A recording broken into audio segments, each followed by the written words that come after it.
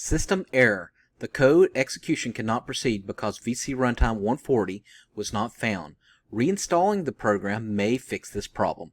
Okay, so if you're getting this on Windows 10, Windows 11, 7, and you're trying to install a program or do something to a program and you get this error, I want to help you fix it.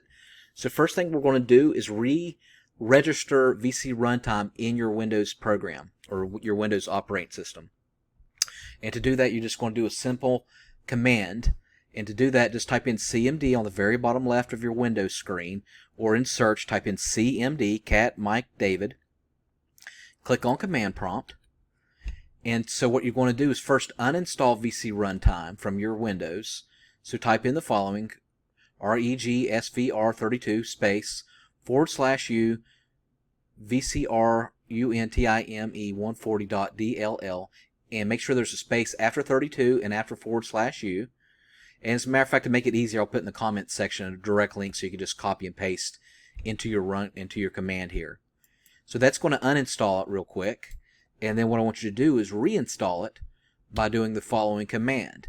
regsvr32 space VCRUNTIME140.dll.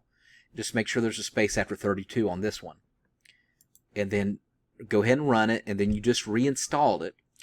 Then restart your computer and then see if that fixes the issue.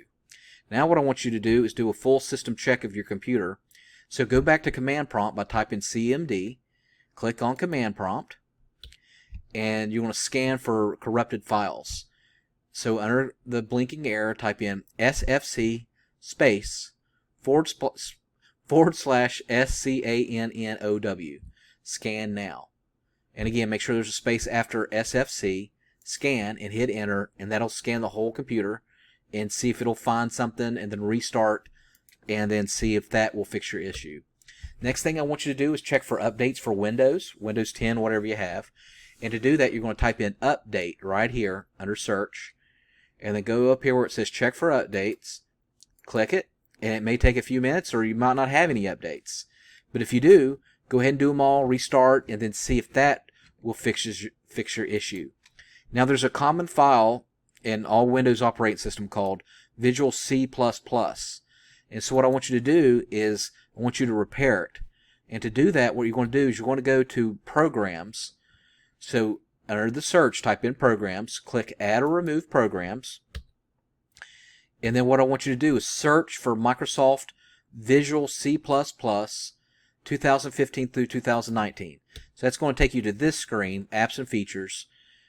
Search by name, and then scroll down until you find it. Now, it's not 2013. Make sure you see 2015. Now, you might have two of them. That's fine. You could repair and modify both of them. So I want you to click on one of them, or both of them eventually.